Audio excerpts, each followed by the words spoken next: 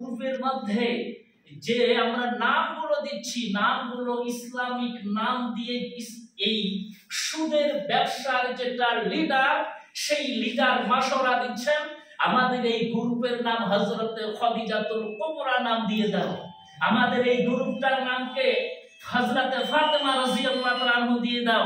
তিনার এই নামগুলোর সঙ্গে এই গ্রুপের নামগুলো দেওয়ার সাহস তুমি কিভাবে পেলে?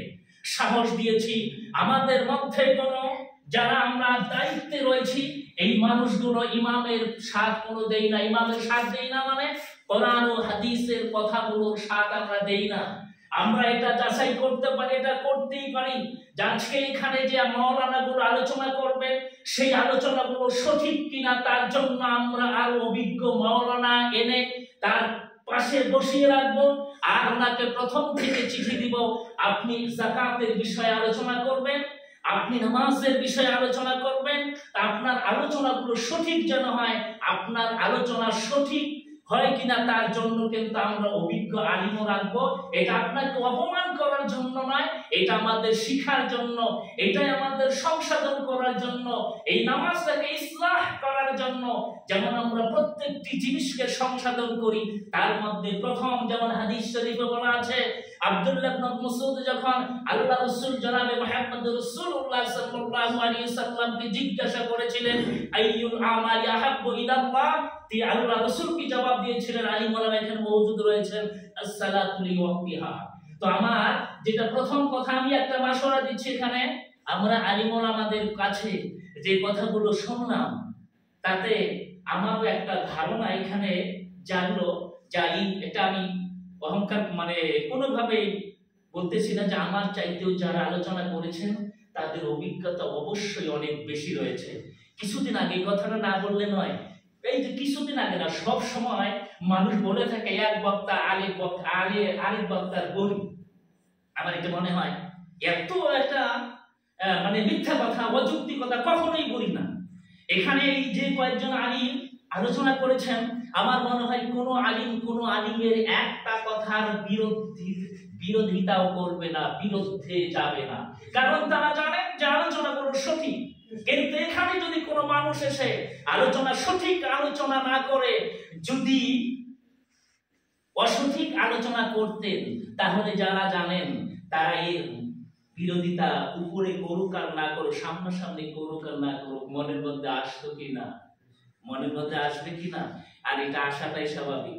এই জন্য আমি লাস্ট কথা যেটা বলবো, আমরা যারা আছি ইমামকে সহযোগিতা করব। তার মানে ইমামকে সহযোগিতা করা মানে কি, আমরা যারা এর আগে দেদার হোসেন সাইদি বলেছিলেন যে যারা আলিম ইমাম হওয়া, আমার পেটই মনে আছে, তাদেরকে আলিম হওয়া জরুরি। মানে আলিম ছাড়া তুমি কিভাবে মানুষের সঙ্গে কথা বলবা, কিভাবে তিনাদেরকে ইমাম মানে কি?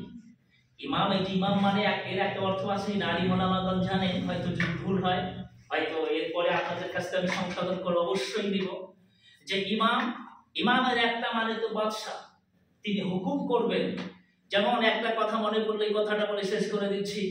আবু দাউদ শরীফের 4843 নম্বর হাদিসের বর্ণনা, হাদিসটা আবু মুসা আশআরী রাদিয়াল্লাহু তাআলা আনহু থেকে বর্ণিত। তিনি বলেন আল্লাহ রাসূল বলেছেন যে তিন ব্যক্তিকে যদি সম্মান করা হয় তাহলে আল্লাহ তাআলাকে সম্মান করলে যে সওয়াব হয় সেই সওয়াব আল্লাহ তাআলা সেই ব্যক্তির নামায় আমলে দান করে দেন। এক নম্বর ইকরামাদি শাইবাতুল মুসলিম, যদি কোনো বৃদ্ধ মানুষকে, বুড়া মানুষকে সম্মান করা হয় তা আল্লাহ তাআলাকে সম্মান করলে যে সওয়াব হতো সেই সওয়াব আল্লাহ তাআলা তিনার আমলনামায় দান করে দেয়। নাম্বার 2 হামলুল কোরআন, কোরআনের ধারক বাহক যারা কোরআন নিয়ে চলেন। আলিমেরা কি কোরআন নিয়ে চলেন না, হাদিস নিয়ে চলেন না? তিনাদেরকে আমরা সম্মান করি না। সেদিন একটা কথা বলতে মুখ থেকে বের হয়ে গিয়েছিল যে আমরা আলিমকে সম্মান করি না, আলিমকে সম্মান করলে কি পাবো সেটা তো চিন্তা করি না, কিন্তু পঞ্চাককে খুব সম্মান করা শিখেছি। তার মানে পঞ্চাককে সম্মান করলে তো কমস কম ঘর পাবো, কথা ঠিক কিনা? এই ঘরের কত টাকা? 1,20,000 টাকার জন্য আপনি আপনার ইনসানিয়াত, আল্লাহর হুকুমগুলোকে শেষ করে দিচ্ছেন। এই সমস্ত মানুষের কদর করছেন, আর যে সমস্ত মানুষকে কদর করলে আপনার নেকি হবে আপনার ভালো হবে। তিনাদের কথা অনুযায়ী যদি চলেন, আলিমদের কথা অনুযায়ী চলা মানে কি? আল্লাহ কোরআন অনুযায়ী চলা কিনা? এই কোরআন অনুযায়ী হাদিস অনুযায়ী যদি চলেন তাহলে আপনার ঠিকানা, আপনি যেটা জান্নাত পাবেন সেটা থেকে আমরা অনেকেই এখনো দূরে আছি। যে এরা কি জানে, এর থেকে আমি কম জানি না। যাই হোক, ওই দিকে কথা আমি যাচ্ছি না। লাস্ট কথা হচ্ছে এটাই, এখানে আরেকটি যেটা ইমামদের কথা হলো, এই ইমামের কথাটা আসে নাই। 3 নম্বর কথা হচ্ছে ওয়া ইকরামাতিস সুলতানিল মুকসিত। ইকরাম, কোন মানুষ যদি ন্যায়পরায়ণ বাদশাকে সম্মান করে, ন্যায়পরায়ণ বাদশা কারা? যিনি কোরআন থেকে কথা বলেন, কোরআনের আইনগুলো মেনে চলেন, মানতে বলেন, উনি ন্যায়পরায়ণ বাদশা। না যিনি কোরআনের আইনগুলোকে নষ্ট করে নিজের জিন্দেগি অনুযায়ী সমাজ চালাতে চায়, সবকিছু করতে চায়, উনি ন্যায়পরায়ণ বাদশা। আজকে এই মসজিদের ন্যায়পরায়ণ বাদশাকে, ইমামকে ন্যায়পরায়ণ বাদশা মনে করা হয় না।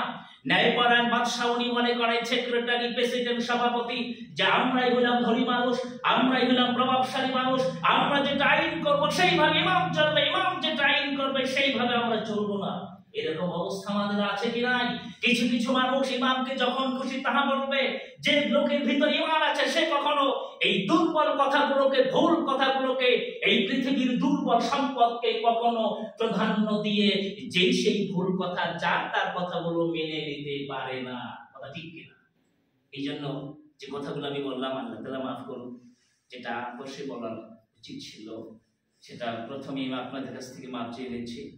লাস্ট কথা যেটা আমি আরো বলছি, যে আলিমোলামাগণ যে আলোচনাগুলো করেছেন, এর আলোচনার পিছনে আপনারা চান তাহকিক করুন। আপনাদের আরো আলিম ডাকার থাকে ডাকুন, তাহকিক করুন। এবং যদি তাহকিক করার পরেও আর আপনারা যদি একবারই মেনে নিতে পারেন তাহলে তো কোনো কথাই না। আপনাদের কারো মনে যদি সন্দেহ থাকে, এতদিন এই কথাগুলো শুনি নাই, কে বললো শুনে নাই, হাজারবার শুনছেন কিন্তু তারপরে মানেন নাই, তো আপনাদের যদি একটা প্রয়োজন মনে হয় যে আমরা আরো আলিম হোসেন ডাকবো, এই কথাটা আমি মানবো কেন? আর যদি একবারই মেনে নেন সেটা তো আলাদা কথা। আবু বকর সিদ্দিকের ঘটনা আছে না, আল্লাহ রসুল এই মেরাজের ঘটনা বললেন এইবার সুযোগ পাইছি, সেই কথাটা বললে বড় হবে। আবু বকর সিদ্দিক কি বলছে? আল্লাহ রসুল বলছেন, তো উনি এক রাত্রে এই কাজগুলো করছেন, আল্লাহ রসুল বলছেন, হ্যাঁ তাহলে আমি মেনে নিলাম, এক কথাই তো শেষ। এই জন্যই তো ওনার নাম আবু বকর, তারপরে আবার সিদ্দিক উপাধি আল্লাহর রাসূল দিয়েছিলেন কিনা? এই জন্য সেই ওলামা এখানে এসেছে। তখন আপনারা বলছেন, যেমন আমার কথাই বলুন, সাইদ হযরত তুই এগুলো তো আঙ্গনি কমাইতাম, এগুলো মাদ্রাসা করবো, এরা মাদ্রাসা চালাবো, আর সেই মানুষগুলোর এখন কাজে কয়টা লোক আসে? যদি কোরআন হাদিসের কথা কেউ দিয়ে একটা কয়, বড় আলিম হয়ে গেছে না, আমার মতো আলিম আর কেউ নাই, খারাপ না। সেটা আমাকে তো উদাহরণ দিলাম, যদি এখন আপনাদের কাউকে নাও বলতে পারে। এই জন্য আমি বলি নাই, লতিফ ভাই তো বলে নাই, বাহাদুর তো বলে নাই আমি বড় আলিম। দেখা একবার কি বলছে যে আমার মতো কেউ নাই, আমি খুব জানলেও না, কোনো আলিম বলতে পারে না। তো আল্লাহ তাআলা আমাদের সকলকে আল্লাহর কথা অর্থাৎ কোরআনের কথা এবং হাদিসের কথাগুলো সঠিকভাবে জেনে, সঠিকভাবে শুনে এবং সঠিকভাবে আমল করে পৃথিবী থেকে ঈমান নিয়ে কালেমা পড়তে পড়তে শেষ নিঃশ্বাস ত্যাগ করার তৌফিক দান করুন। আমিন।